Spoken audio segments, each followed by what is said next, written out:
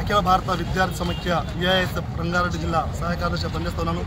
ఏదైతే దాదాపుగా 2021 నుంచి 2025 వరకు దాదాపు 10,000 కోట్ల స్కాలర్షిప్ విడుదల చేయకుండా ఏదైతే రాష్ట్ర ప్రభుత్వం విద్యార్థులతోటి చెలగాట మాడుతున్న ఈ సందర్భంగా తెలియస్తున్నాం. ఎందుకంటే ఈ రోజు నుంచి దాదాపు 4 రోజులైంది డిగ్రీ కాలేజ్, ఇంజనీరింగ్ కాలేజ్ అన్ని నిరవధిక వాళ్ళు బంద్ చేస్తున్నారు. కానీ బంద్ చేసినప్పటికీ ఇప్పటి వరకు రాష్ట్ర ప్రభుత్వం ఎటువంటి ప్రెస్ మీట్ పెట్టకుండా, ఎటువంటి ఏం పెట్టకుండా, దానిపైన ఇంత కూడా విచారణ జరిపించకుండా ఈ యొక్క విద్యార్థులతో ఈరోజు రాష్ట్ర ప్రభుత్వం చెలగాట మాడుతుందని మేము తెలియస్తున్నాం.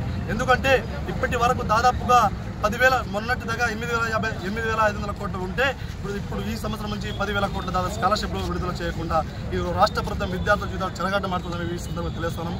ఎందుకంటే ఈరోజు విద్యార్థుల స్కాలర్షిప్ విడుదల చేయకపోతే రాష్ట్రంలో ఎక్కడంటే అక్కడ విద్యార్థులు సర్టిఫికేట్ ఇస్తలేరు. విద్యార్థులకు వాళ్ళ ఉద్యోగాలు సాధించడం కూడా సర్టిఫికేట్ల కోసం వాళ్ళు వెనుకబడుతూ ఉన్నారు.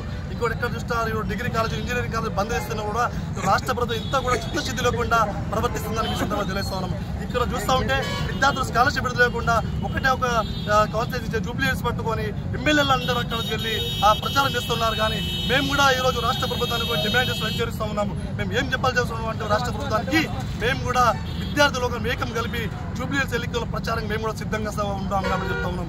ఈరోజు విద్యార్థులకు 10,000 కోట్ల స్కాలర్షిప్ విడుదల చేయకుండా విద్యార్థుల జీవితాలు చెలగాట మాడుతామన్న దాన్ని మేము ఈ సందర్భాన్ని ఇక్కడ ప్రచారంలో కూడా మేము పిలుపునివ్వడానికి సిద్ధంగా ఉన్నాము.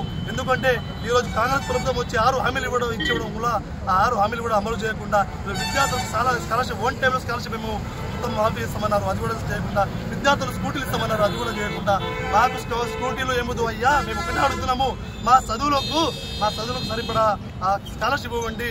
మాకు స్కూళ్ళలో పాఠశాలలో కళాశాలలో విద్యార్థులకు ఉపాధ్యాయులు రానియకుండా బయటకు తరిమిస్తూ ఉన్నారు, డోర్ వేసేసుకుంటున్నారు, మీ స్కాలర్షిప్ రావట్లేదు అని అంటూ ఉన్నారు. అంటే రాష్ట్ర ప్రభుత్వానికి ఈ యొక్క విద్యార్థులకు ఓట్ల హక్కులు ఉన్నప్పుడే, ఎలక్షన్ ఉన్నప్పుడే గుర్తుకొస్తాయి. కానీ ఈరోజు ఈ యొక్క స్కాలర్షిప్ విషయంలో మాత్రం ఏ ప్రభుత్వానికి కూడా విద్యార్థుల కోసం అర్థం కావట్లేదు.